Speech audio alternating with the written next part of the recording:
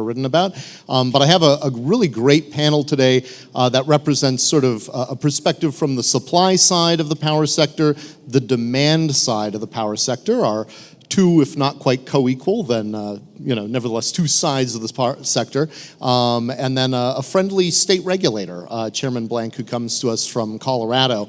So I'm going to dive right into it with a question for Cole Simons of GE Vernova first. And Cole, I mean, Vernova is the only major, I would say, major being the useful adjective here, domestic manufacturer of gas turbines used for power generation. And that's kind of the sorcerer's stone these days in the power sector in terms of having a dispatchable technology and one that delivers power with some kind of firmness that isn't going to take, years or more than a decade to develop. We at NRG, we're big believers in natural gas. If I say enough nice things about you, I hope you'll escalate us up the order book for faster delivery. But on that note, there's some concern that American domestic manufacturing capacity in this line of business isn't going to be able to keep pace with demand, or it's going to prove unaffordable if it is available. So I wonder if you could sort of take us through Vernova's thinking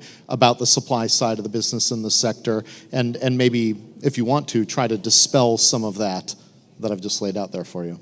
Yeah, happy to, and thank you for having me today. As you noted, GE Vernova covers gas turbines. We also cover kind of anything you need in the energy sector in the U.S. We're the leading American manufacturer across the entire sphere, whether that be gas, nuclear, hydro, wind, grid equipment, the digital systems that run the grid, and we're very proud of playing that role as an American manufacturer. The question related to gas is a very good one.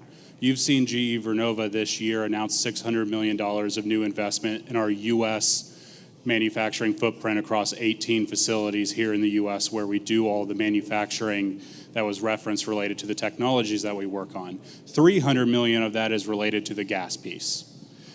We anticipate taking our gas manufacturing for our turbines up to about 60 units over the next couple of years. That's been roughly in the 20 to 30 range last year and into this year.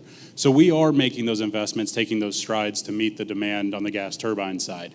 I think what will drive more investment there, what will provide the certainty there, and I know we'll talk about certainty later in this panel, is the actual purchases and reservations, and for lack of a better term, signing on the dotted line. We've seen the market ebb and flow across all of our technologies, but especially in gas over the last couple of decades. And so while we see a lot of demand growth for gas, it is about timing the right investments, the right manufacturing growth, and meeting demand in a responsible way that doesn't leave you sitting on, say, a bubble of some kind. So nimble enough to ramp up if people make financial commitments is the bottom line. And I think, if you go back far enough in GE's history, there were times where we were doing 100 gas turbines a year, right? Because of the ebb and flow in the market, you've seen us down as low as 25 in a year. And of course, that's across different classes of turbines that are for different uses, and we could talk about that some too. But right now, we're still selling turbines for 2028, right? You've heard timelines in the 2030, 2031, 2032.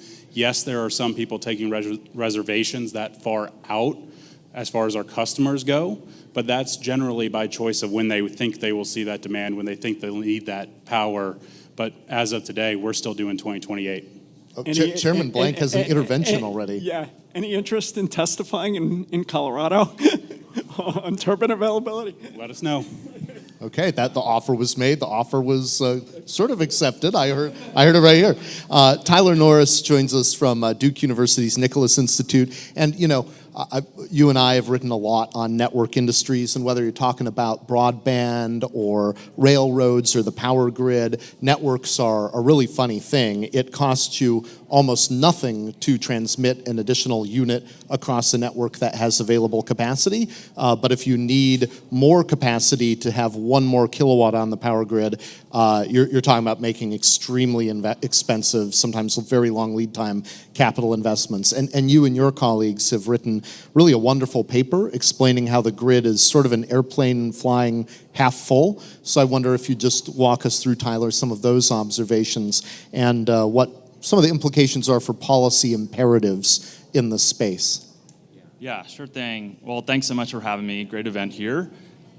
So I think this is kind of counterintuitive, right? Because I think we've all adopted the notion that the grid is completely maxed out, and the only way to accommodate new load is with major expansion of capacity and transmission. But it turns out that the grid is only maxed out for about 50 to 100 hours a year on average. It depends on the system. We build the whole system around these very occasional extreme peaks during polar vortex events in the wintertime or extreme heat events. And outside that 50 to 100 hours, there's a lot of energy available. And actually, Constellation has sort of taken our chart and used it in all their sort of marketing at this point. But the basic takeaway is you look at like a load duration curve, it's that 80% of the time in the US power system, about 30% of the system sits unused. You can also look at this in terms of the capacity factor of our fleet of combined cycle gas plants, which is about 50 to 60%. So there is a lot of untapped energy. And so to the extent that a new load had on-site capacity or had some other flexible capability such that it could flex for that 50 to 100 hours, we could add a lot of new load in a lot of jurisdictions. And so I think that's the good news story here, right? Like I think we hear about a lot of challenges right now, but one of the good news stories is we do have available capacity if the new load can exhibit some degree of flexibility. And I think it's helpful to think about this too from like a competitive advantage standpoint, especially with respect to China. Like I wish we could build as fast as China, but we're not going to do so anytime soon. We're not going to have comparative advantage in the scale and the pace at which we can build new capacity. But I think with better technologies and more innovative operational and planning practices, we could get more utilization out of the existing system in a way that could give us a little bit of advantage there. From a policy imperative standpoint, one of the challenges is that we've never really planned the system for loads that have on-site generation or are otherwise flexible. And so the way we plan for loads in basically every jurisdiction is that we assume that it will be adding more stress to the power system during the most extreme stress periods, that 50 to 100 hours. And so this has come to a head just recently in PJM. There's a major regulatory docket occurring there. And many vendors and Constellation, many others are saying, look, we need more service tiers and more tariffs that can enable faster speed to power for new loads that have their own on-site power, not necessarily they're going to be islanded, but that they could tap during these periods of stress. And I think what's been revealed in that proceeding is that we don't have the service tiers and tariffs. We've never really done this. And PJM, to their credit, they've come forward and proposed 5 new transmission service tiers to recognize and plan for these more flexible loads. So I think this is a great opportunity for us. That, it's just like regulation just doesn't keep up with technology. This is a great example of that. And what's also nice is at the state level, the loads primarily are state jurisdictional. So we don't have to wait for DC essentially to move or for a new federal law or even for FERC, right? The ISO RTOs can move forward on this and the state public utility commissions can move forward on this and encouraging their load serving entities, their utilities to develop these new service tiers. So I'm sure we'll dig into more of that, but thanks. And a public service announcement. I mean, 80% of you, I hope, in the room is going to know what an RTO ISO is, but just in case you don't, and there's no blame, no shame going around here, but those are the constituent sort of power markets that form big U.S. wholesale electricity markets in 2/3 of the United States. And when we say load, we just mean sources of consumer demand. Chairman Blank, I know you to be a sane and pragmatic regulator from a blue state. Congratulations on this rare achievement. I'd love to hear your perspectives on the supply side and the demand side that we've just heard about in light of the situation in Colorado. Thanks, I think. Again, my name's Eric Blank. I've been chair of the Colorado PUC since January 2021. I was recently reappointed and confirmed unanimously. I'm not sure what it takes to be a sane and pragmatic regulator, but I would say I view our primary duty as keeping rates affordable and reliable. And if we fail at that, those two functions, nothing we do matters. So maybe that's a definition. That's what I meant. before that, I spent 15 years running a pioneering national renewable development company that I co-owned and co-founded. And we tried to get to scale and drove down costs. And at one point, we had the largest operating solar facilities in the Midwest, the East, the state of Georgia, and Colorado. In terms of demand in Colorado, over the last 15 years, we've seen retail sales grow at 0.2%. Our utilities are now telling us they expect retail sales growth of 8%. It's an increase by a factor of 40.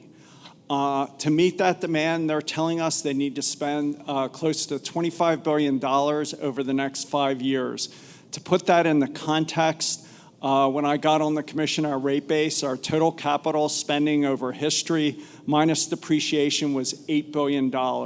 It's now $12 billion. We're looking at tripling our rate base. And of that demand growth, 70% is large new loads, mostly data centers.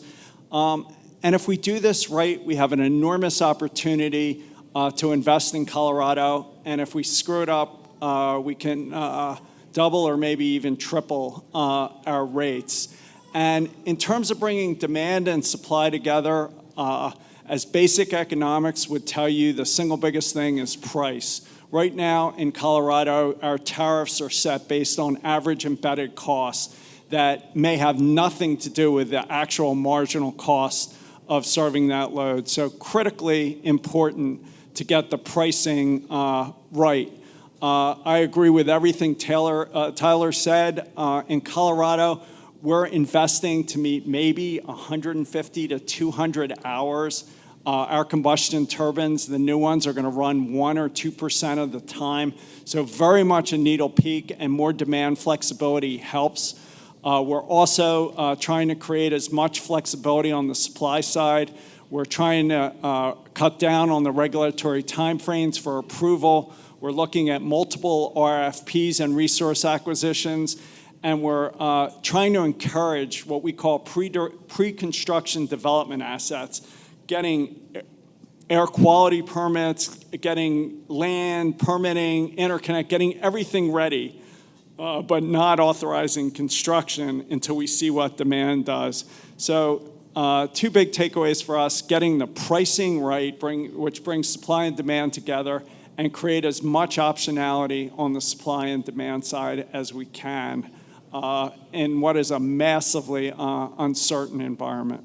Could I just reinforce one thing you said there about cost, which I think is really important? There's a great opportunity here if we are able to add a lot of new load to the system in a way that doesn't trigger an excessive amount of new capacity, right? New generation, new transmission, gets quite expensive. But if they're able to do that, we can put downward pressure on rates because they'll use the existing assets that we've already invested in more often, which basically puts downward pressure on the rates that the existing ratepayers are paying. So you're spreading the existing fixed costs over more customers. So that's sort of the opportunity. I think the question is how can we accommodate this new load at the most cost-effective way possible? So a lot of this is going to be settled kind of state by state, and that's one of the reasons why Chairman Blank has been invited here, because unlike a lot of the other network industries, 2/3 of the power sector remains fundamentally regulable by state governments and not the federal government. But one thing the federal government does regulate is access to the transmission grid, at least everywhere other than Texas, Alaska, and Hawaii. And Eric, you and I have co-written a soon-to-be-published paper that discusses kind of how the grid is still operating under gold rush rules, which has resulted in a lot of speculative generation projects that are clogging up the bureaucracy of grid interconnection when we really need to be allocating the grid's scarce capacity in a more intelligent way to get generators that meet the modern demands of the sector online. I wonder if you can kind of take a swing at describing, I guess I have tried in one sentence, what's wrong with the status quo and where, more importantly, you see this policy as needing to go. No, appreciate it, and it's been mentioned in other panels about how bad, how long it takes to get interconnected to the grid. And under FERC, Federal Energy Regulatory Commission open access policies, individual generators who apply first to interconnect to a specific spot get the right to interconnect there at cost.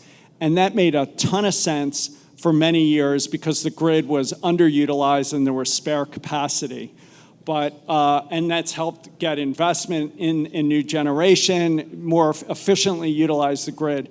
More recently, there's become scarcity, and when you price a resource like interconnect at cost, when the value is higher than that, you create a gold rush, a scarcity, and that's what's happened. You just can't get through these interconnect queues. I would argue, we do argue, that they're broken and not fixable under the current structure. And the path forward for me and for us is to shift the property right, the contract right, away from the generator to the customer and price based on the value of the resource, not average, not the cost of creating it. And that's basically what we do in Colorado. We have a competitive resource acquisition for the benefit of customers, and whoever wins that process gets priority rights to interconnect to the grid. So it allocates the existing resource efficiently, and it takes away monopoly rents based on whoever filed first in the queue. I'd say one last thing, which is building new transmission and the interconnect, right to interconnect is based on who files first, and average cost pricing will limit the amount of new transmission. So if you can get the interconnect done right and the pricing run right so you can realize the value of new transmission, you can build more transmission, and this country is way short on transmission. And I just conclude by saying in Colorado, we've over the last 4 or 5 years, we've built on a pro rata basis, I think, as much or more transmission than anyone. From filing before the PUC to the in-service date of the transmission, it's happened in my term, which is about half the amount of time it takes in the multi-state RTOs. And I really like the paper we've written. It kind of takes two different, philosophical perspectives on it, but comes to some of the same conclusions. And honestly, it sometimes feels like debates in the power sector are like 10 or 20 years in arrears. These other network industries, I mean, we've had this long debate in broadband about net neutrality, but in the electric sector, we've maintained this idea that all interconnections should be treated equally, no matter the originating demand and its level of importance of getting new resources onto the system. And I think that is clearly now fraying under the conditions of scarcity. So hopefully our paper can provide some clear remedies to that in ways that alternative approaches have only been Band-Aids to. Tyler, most a follow-up for you, because you might have a slightly different perspective on this. Most grids, power plants have become used to demanding and getting firm transmission service, often predicated on the need for resources to be kind of firm capacity that's deliverable to the grid. But one notable exception to that is the practice in the Texas ERCOT market, their RTO, which operates a so-called connect and manage system. That's led to some of the fastest resource growth, certainly in renewables, seen anywhere in the United States. And I wonder if it might offer any lessons for more flexible interconnections related to energy resources, maybe not the gas we're talking about, but other energy resources that might want to come onto the system at a, say, lower priority. Yeah, thanks, Travis, for teeing that up. I think until all this new load growth started to show up in the past year to 18 months, one of the most striking things happening in the U.S. power sector was ERCOT blowing every other market out of the water by far in terms of how much new generation capacity it was able to add to its system. And to give a comparison, between 2021 to 2023, ERCOT added twice as much generation capacity as PJM, despite PJM serving a load that is about twice as large as ERCOT's. And so what's happened in PJM is that because they haven't been able to interconnect generation capacity quickly enough, they've ended up with an order of magnitude increase in their capacity market prices. There are other contributing factors to that, of course, but that was a significant one. And so what is ERCOT doing right?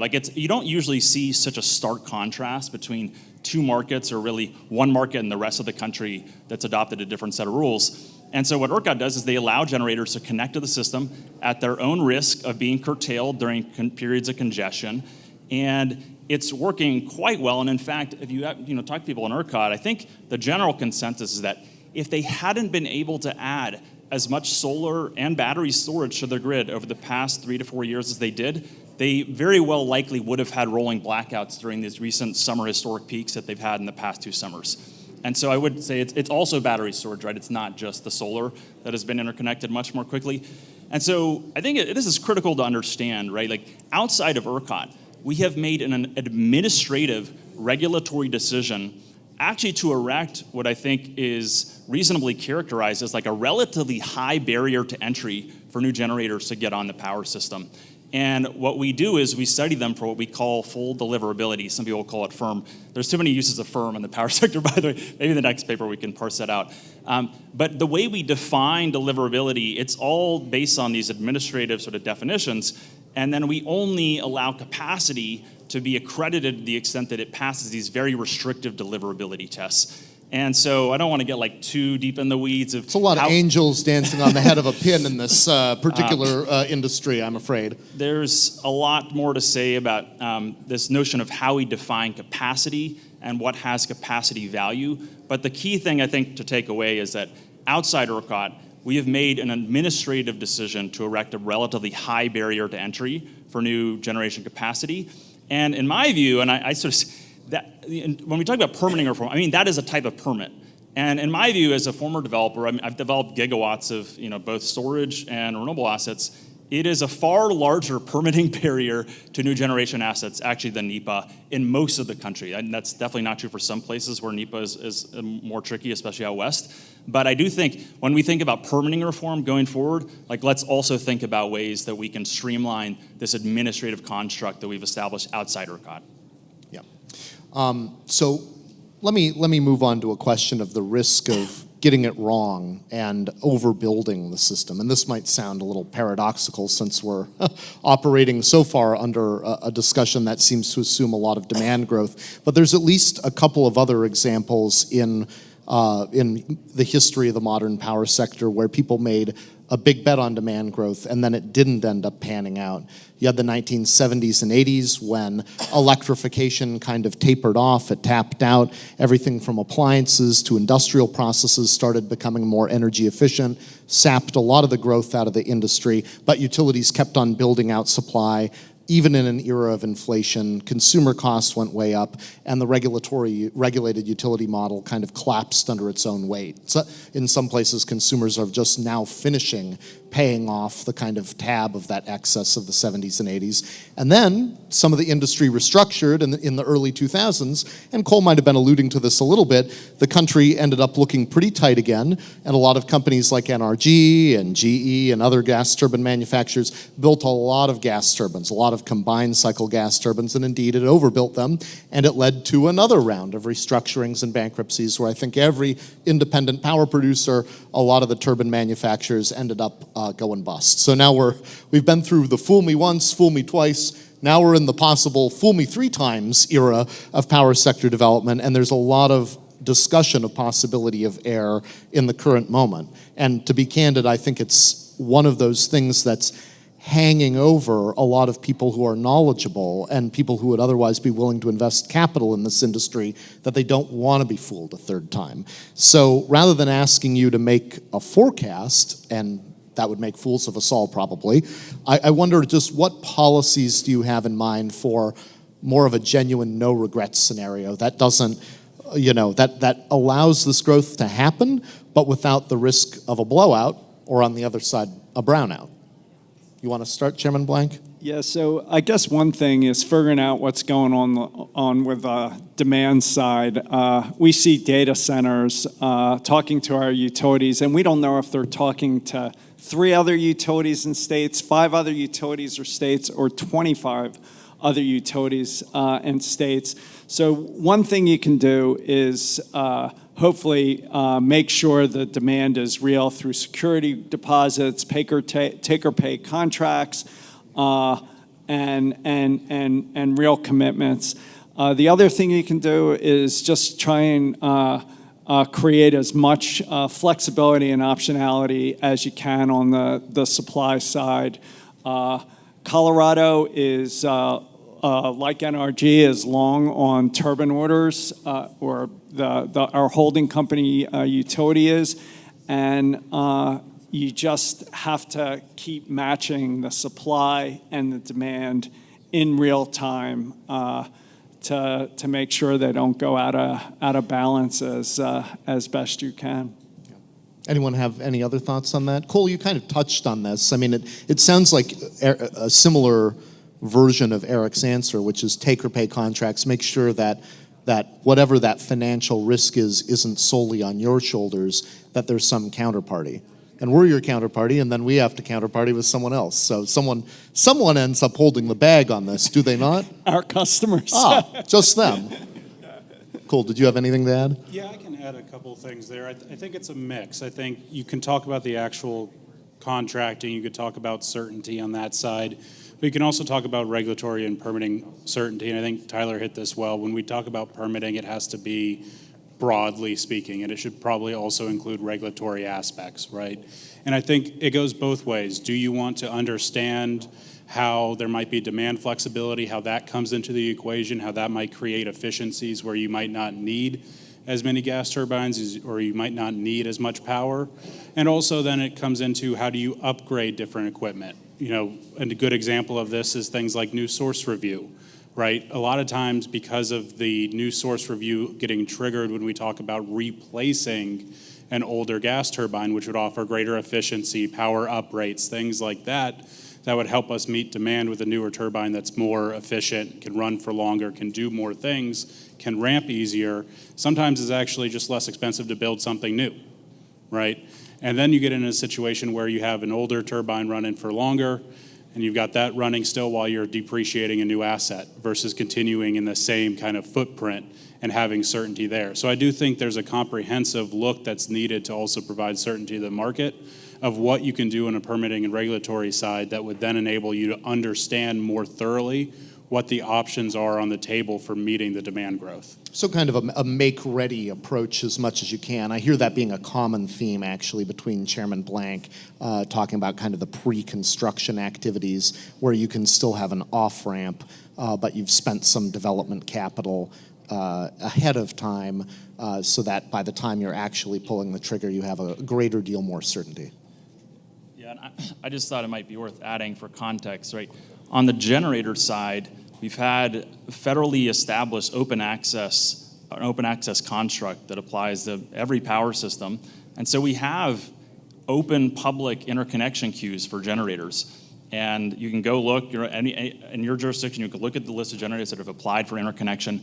We have nothing like that on the large load side because traditionally load is state jurisdictional. So there's no FERC open access principles in that sense or standards or processes for large loads. Or data, and that's one of the biggest problems. And so the opportunity right now is that states can move forward on making sure that data is more accessible and trying to set up some degree of rationalization around it. But it's hard to do, and we all know the pace of regulation and doing these proceedings and gathering all the stakeholder input, let alone if the investor-owned utility opposes getting those standards in place, and makes it quite challenging. Well, I mean, we have the data for Colorado and our utilities, but I don't have it for any of the neighboring states, and I don't know how many other utilities the one data center is applying to. So it needs to be coordinated, beyond Colorado. We can't solve it in Colorado. It's certainly from the perspective of a power generator where we're looking to kind of see the bogey we're trying to aim at with demand, you're absolutely right, Tyler. I mean, I know personally we've had to spend a small fortune on consultants to build out ground-up analyses that involve, who's filing what at the county treasurer's office in terms of site control to create our own large load forecast that's bespoke to us, a piece of intellectual property that is very, very valuable to us, but probably in a more competitive world might be a little bit more open access. Not that I want to erode our competitive advantage of being able to spend money on consultants, but still. Well, I'll just say, just last week in North Carolina, where I'm based, an announcement came out that Amazon's going to build a $10 billion data center in the southeastern part of the state. And in one sense, it's exciting, like great economic development win. But I called up, the commissioners, people in the consumer advocacy offices, the governor's office. None of them had heard anything about it until like 24 hours before the announcement. The only two entities that knew about it were Duke Energy and Amazon. And I don't want to, rain on the economic development parade. It's a great win in some sense for North Carolina. But there's also, we don't understand anything about how that large load interconnection study is going to work, when it will be available, what the results will look like. So there's a lot that really comes to bear in terms of how is the study going to be conducted, and then how are the costs going to be allocated. So Chairman Blank, back to you. I mean, a fairly familiar principle of economics is that when demand outpaces supply, which seems to be happening to some degree, prices escalate. Or brownouts happen in this particular industry. But I mean, there's been, I don't know how many people have followed state legislatures in this area, at least recently, but I have to say there's at least half a dozen states where electricity prices have broken into the top 3 list of concerns in some state legislatures, which is not a happy place for the industry to be. I assume maybe it's a little bit more moderated in Colorado, but I don't know. Are there any holistic or targeted approaches you're considering for affordability in line with the president's declaration that we're going to have these prices in 9 months' time, for example? I mean, there's an enormous upward pressure on rates. And our rates are still at or below the national average. But if we don't get this data center new load investment thing right, they could go up substantially. California has tripled its rates over the last 15 years. It's now 45 cents a kilowatt hour. In the summer, electric prices are higher than many people's rent. Electric costs are higher than many people's rents. We're doing everything we can to not do that in Colorado. And the last thing I'd say is utilities make money by spending capital and building what they call rate base. Their earnings are linked directly to capital spending.